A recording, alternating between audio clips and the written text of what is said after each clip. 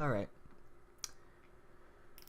So it is 12:50 in the morning on Saturday, really early Saturday morning. And I have a few things to say.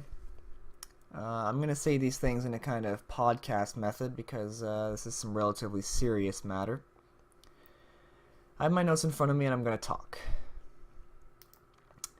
So as of this video, I'm rank 845 in GT Online. Been playing for a very long time.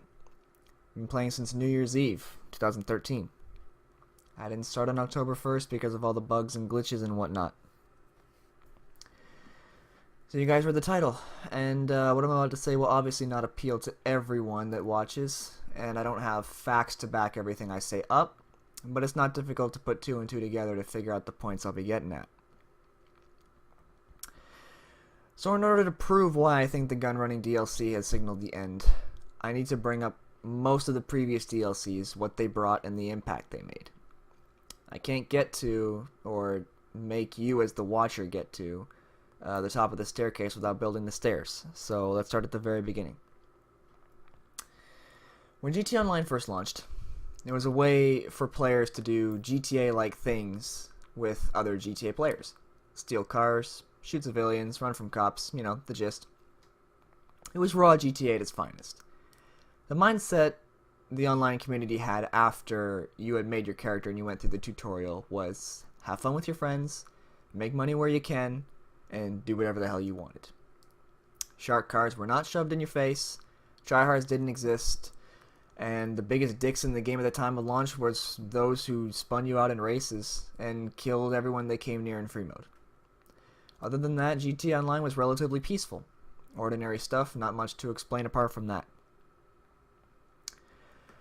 So Rockstar came out with the Beach Bum DLC a month after launch. What did it give you? A broken bottle, SNS pistol, new clothes, new hairstyles.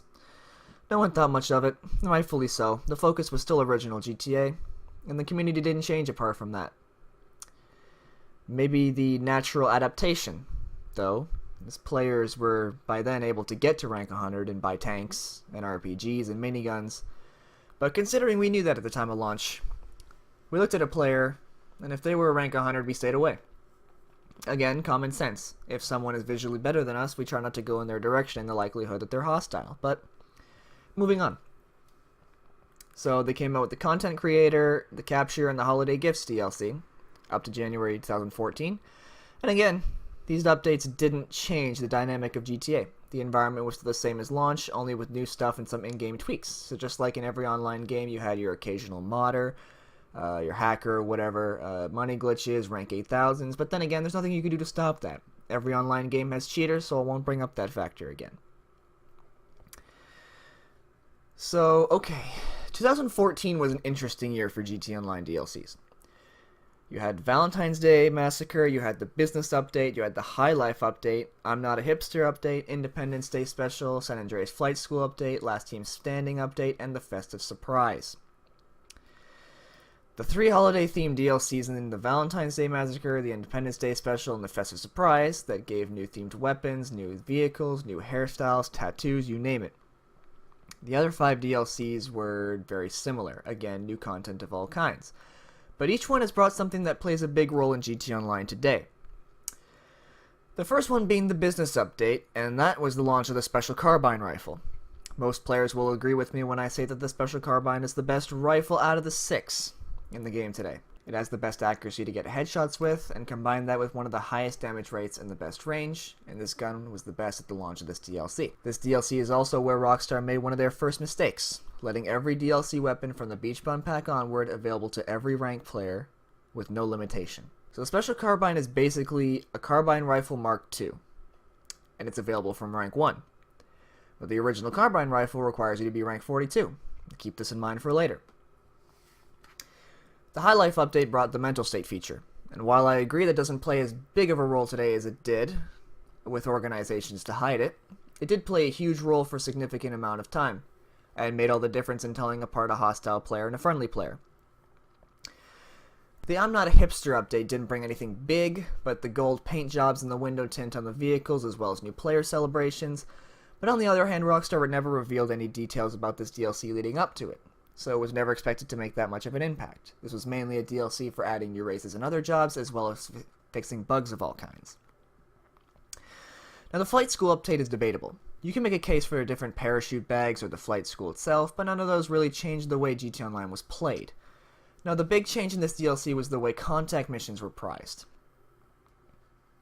and the way other jobs were prized. If you played GT Online in the early months, you remember that Rooftop Rumble paid you the highest amount, thus making players play the mission over and over and over again to get the highest payout. I know for myself, if I wasn't doing anything and I got invited to a Rooftop Rumble, I'd join immediately. But they changed it so it's on a timed method rather than a fixed method, and again, I'll get into the details of this later. But the Last Team Standing update brought the big one.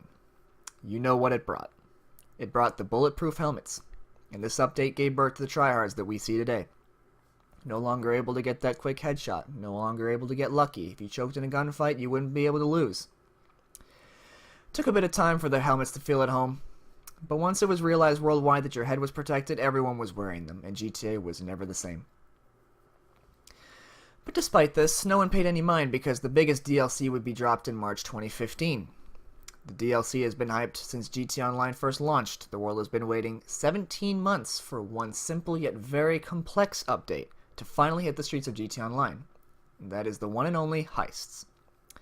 Powerful new way to make money, unlock vehicles, and get yourself associated with the game in entirely new different ways, leaving killing and bloodshed in the streets of free mode to work together to rob banks of millions, even going as far as implementing new trophies achievements into the game. But this was the big one. What people fail to realize is that the big one is the big one. The big one suggests that nothing is bigger, and so far no DLC has been bigger than the launch of heists. It's like making the argument that the Super Bowl is bigger than everything else. Game 7 in the NBA Finals, Game 7 of World Series, Stanley Cup Playoffs, Final Four. Truth is in the numbers. You can't argue against it. So this being said, you can't go any higher after the launch of heists. Heists were the peak point of GT Online. It's one of the main reasons why you wanted to play online in the first place, knowing the thrill of heists and single player would be brought online. When it launched, the game was in its prime. Completely unstoppable. But when you're in a prime, you must come down, and the descent began. Ill-Gotten Gains, Parts 1 and 2 were the next DLCs to be launched. The last DLCs to be available to old gen. Now these DLCs were like the old ones, new clothes, new vehicles, new weapons, etc., etc. Nothing new to see here in terms of content, but this DLC was important. Not important in the new content it brought, but important in the meaning it brought. This was the last DLC Rockstar launched that kept the original dynamic of the early days of GT Online, so let me explain. The moment you were free from the tutorial shackles, you did whatever the hell you wanted. You shot on sight, you ran people over, you killed cops and took them on a wild goose chase because you felt like it. You collected drugs for Gerald, you stole cars for Simeon, even if you didn't want to because he paid you. The world was your playground. So up until the Ill-Gotten Gains, it was more or less the same. You wanted to make money, you did jobs. Heists were merely a new way to make money. Everyone did races and death matches because you could create your own and have fun with your friends in ways you couldn't think imaginable. There were last team standings like Runners versus Entornos, Insurgents versus Rockets, Stunters versus Snipers. Those were a good one. You got paid for them all. And the best way to make money in free mode was robbing stores and selling cars to Simeon or Los Santos Customs. Free mode was the place to drive off Mount Chiliad in a Ferrari and see how fucked up you could make it. Free mode was the place you stole Titans and kamikazed into innocent players on the ground. Free mode was the place you rolled around in a tank with a bounty and waited for players to try and claim it only to realize you're in a tank and flee with their tails tucked between their legs. So let's say you come out with a movie series. It was only intended to have 3 movies. Those 3 movies were successful and everyone loved them, but then they demanded a 4th one. So you made a 4th one because you want the revenue, and it flops. It gets bad reviews. Hinders the good reputation of the first 3 movies, and now you just have an average movie series. That's what's going on here. Rockstar's next DLC was the Free Mode Events update, and this was the start of the downfall. So back on old gen, there were free mode events such as armored trucks, regular and special crate drops, targets Lester wanted you to kill, and stashed vehicles. There were jobs within free mode that made sense. You stole something or you assassinated someone. In turn, you get paid for it. A job that made sense in the world of Grand Theft Auto. Well, with this new DLC, they come out with what? Checkpoints, hot property, hunting the beast. What does this have to do with anything in terms of good old Grand Theft Auto? Not only that, what made it a good idea to get rid of the pre-existing good free mode events that were actually making sense. So rather than having a radar, a few friends, an endless supply of imagination, and resources be the focus point, you have a big flashing sign when you spawn in that says "Perform the longest stoppie on a motorcycle." And the dynamic of free mode in GT Online was never the same again.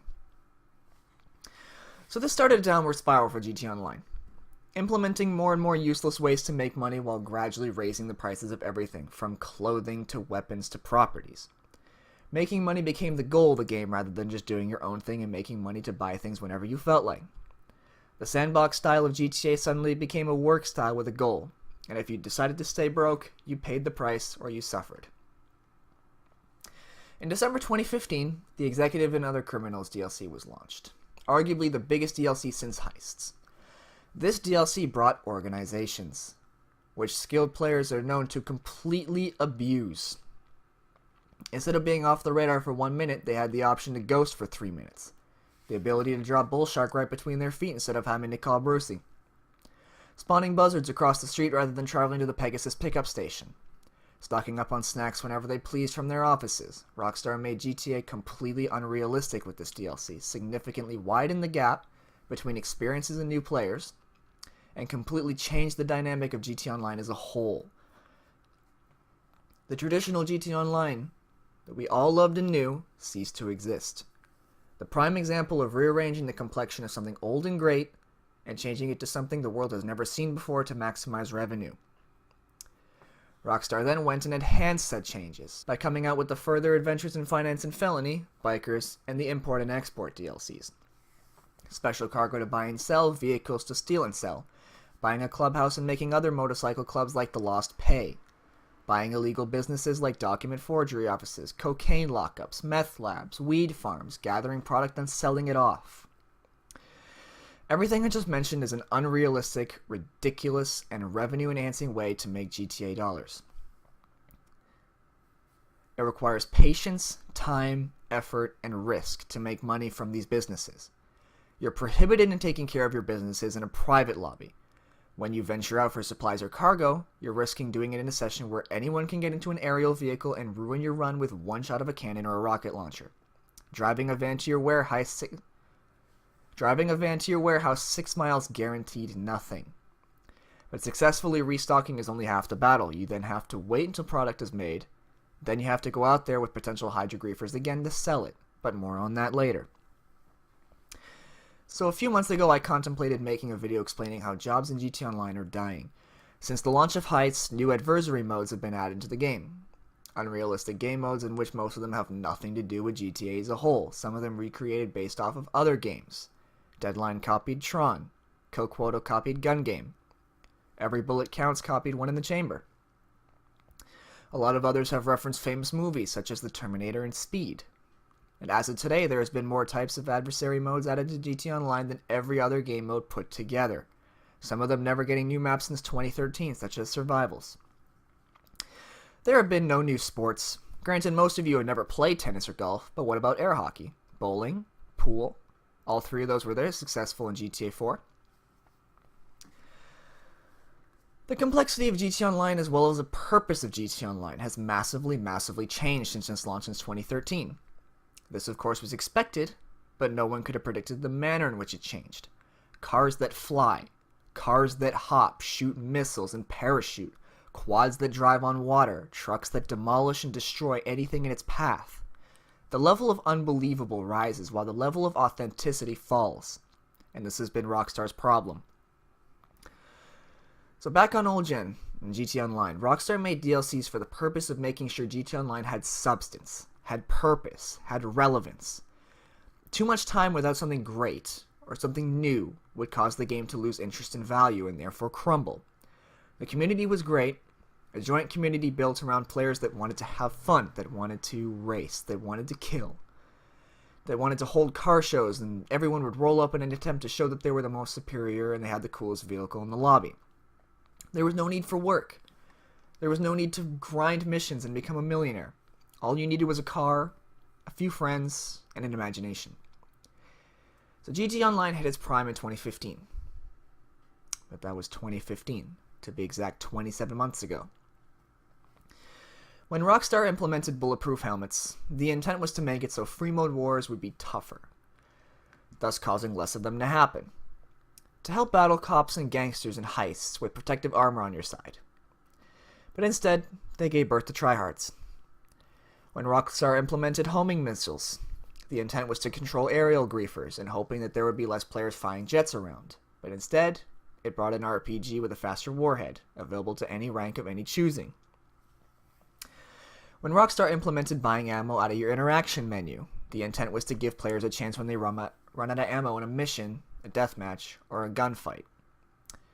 What it brought was unlimited ammo with the help of modded money in players' bank accounts to fire off rocket after rocket, shock sticky bomb after sticky bomb, shoot round after round without worrying how many bullets you actually carried because players absolutely abused this feature. The gap between experienced players and new players was widening to an extensive amount, and it was a burning fire. Rockstar saw this and wafted the flames in an attempt to put them out, only to see them burn brighter, harder, faster, and deadlier. In a feeble attempt to close that gap, they made changes. They changed it so you no longer had to be rank 100 to buy a tank. They changed it so you no longer had to complete heists to unlock vehicles such as the Armored Kuruma, Insurgent, or Hydra. What was once a thank you gift for downloading early DLCs with available weapons with little impact from the get-go suddenly turned into the right-hand wall of available weaponry we all know today. Completely new players could buy less effective replicas of the weapons requiring you to be a certain rank to unlock.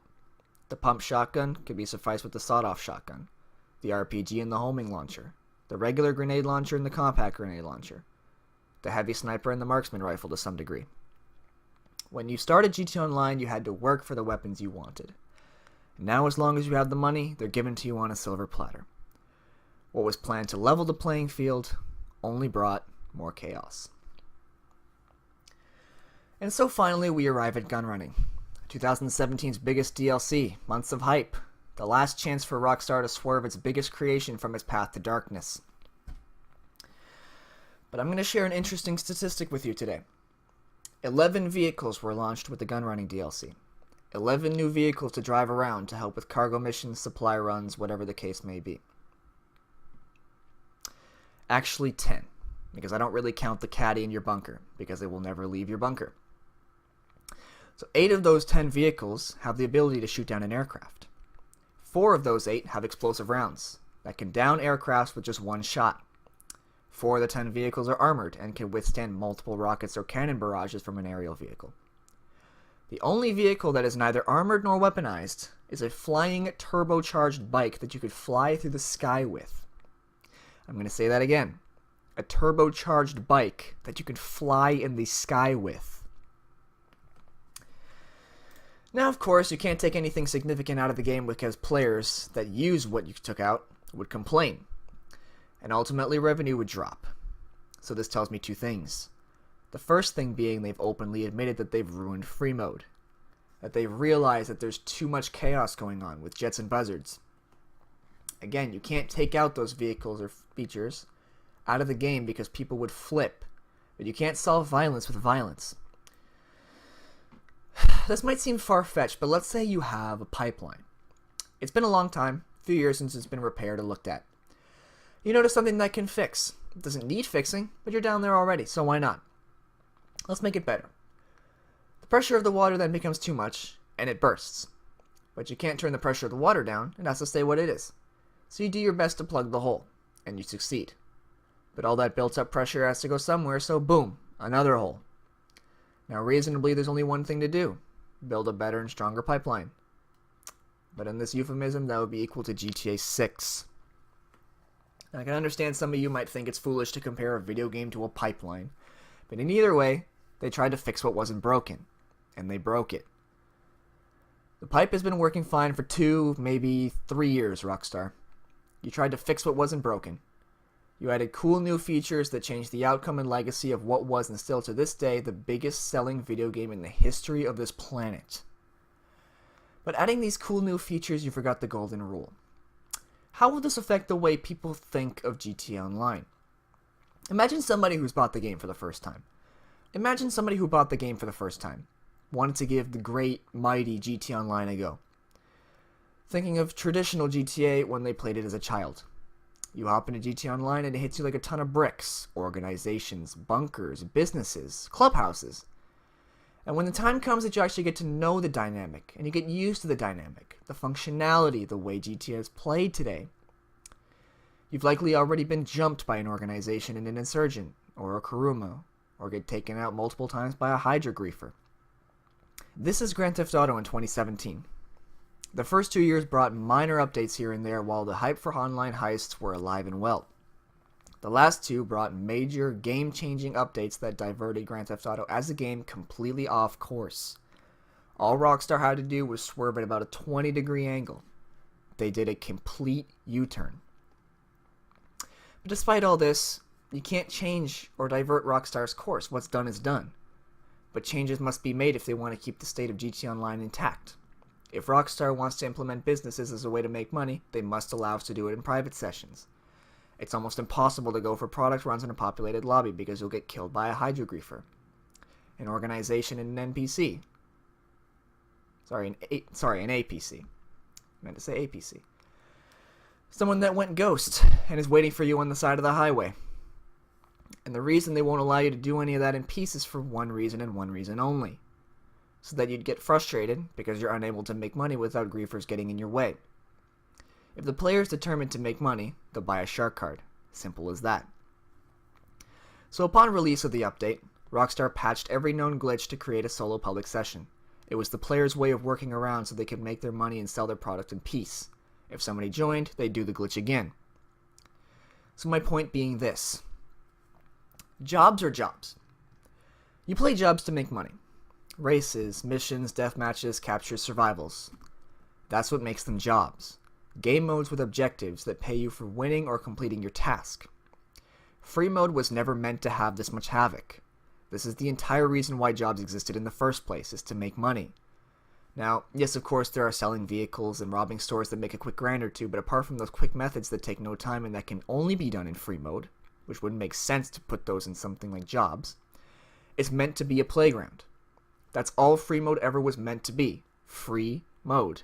Free to do whatever the hell you wanted. Now it just seems like everything's restricted because of one thing Rockstar cares about the most. Money. All it takes is something simple, like long cooldown times and calling in aerial vehicles. So if I'm not mistaken, it's a 5-minute cooldown. That needs to be bumped up to an hour. Because players will continue to call their jets over and over and over again, because by the time you collect it and get airborne, it's already been a minute. Which brings me to the tryhards of GTA. Tryhards are able to do what they do because they have access to everything whenever they want. They can call in buzzards and jets whenever they want. They can go ghost and pick on innocent players and set vehicles whenever they want.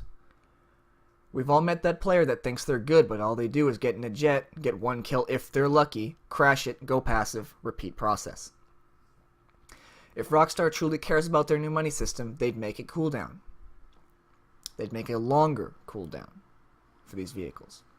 I'd say 1 hour, but it could be less, it could be more. It's got to be more than 5 minutes. There's just one problem with that thinking, though.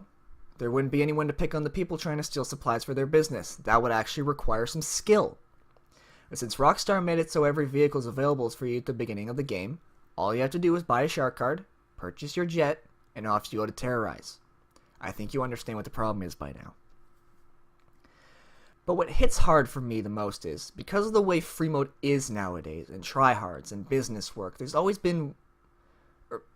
been one area that GTA has died in. And there's this magical thing called game chat. And it's a huge problem for people like me that want to record videos trolling or otherwise create content that involve people with mics. I've created multiple videos of messing with people with mics, acting dumb. It's gotten to the point where people have no interest in being social because they're too busy supplying their business or doing their jobs to make money to avoid free mode griefers. You get the idea. My point of the video is this. The whole video. Everything I've said so far leads up to this. Gunrunning has signified the end of GTA Online, as a game Rockstar claims to still be in its prime.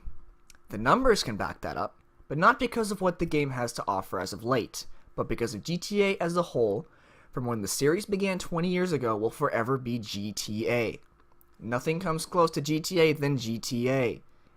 If you've played it at all in the last 4 years, and this game has been out for 4 years, if you've played any part of those 4 years, chances are you'd probably still be playing today. Reason being, you can still do anything, even if you don't nearly have as much freedom to do so. But what started as a game where the biggest nuisance was how long the tutorial was, because let's face it, it took forever, has now become a game so confusing and so distraught from the traditional Grand Theft Auto path that to me, as someone that plays this game almost every day for 3 consecutive years, it's no longer Grand Theft Auto to me. If GTA Online was a person, it would be going through identity crisis right now. This is not nearly the same game as the ones I grew up with, like Liberty City Stories, Vice City Stories, GTA 4 and its multiplayer, and single player for this game. So my question to you is this. Is GTA Online really still GTA Online? Has Rockstar yet made the switch from respectable online game to trying to squeeze as much money out of everyone as we possibly can now that it's dying? Alright, online games do not last forever. We get that. 4 years is a very, very good run for a game as unique as GTA. It lasted 4 years for one reason, because it's Grand Theft Auto. Everyone knows Grand Theft Auto. It's a world-known video game. Overwatch will never last this long.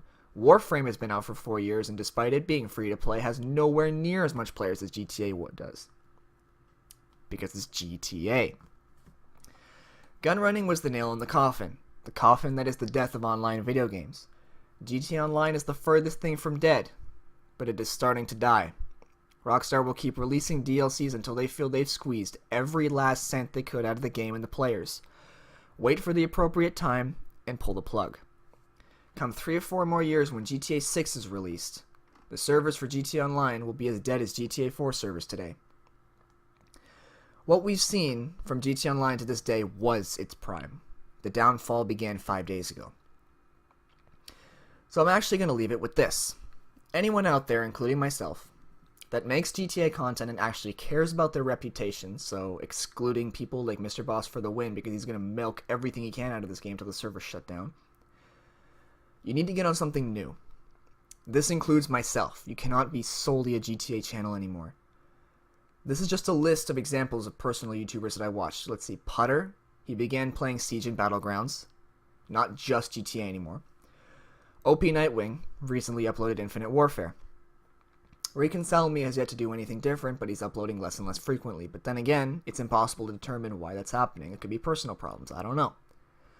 My point being, it's harder and harder to make GTA content as someone that does it all the time. So for the next little while, I'm going to be experimenting with what I upload. I'm going to be uploading GTA where I can, but expect me to upload a lot of other games too. Also with this, I've never said I'd stop playing GTA Online. I'm going to play GTA until the day it dies, until the servers shut down. And the day that happens, I'm going to cry. This was merely showing what I think. And as someone that has logged in over 140 days spent in GTA Online, yes, 140 days, I am that much of a veteran. It's been a very, very long time. If you stuck around to the end, I appreciate it. But other than that, thanks for watching, and I'll talk to you guys soon.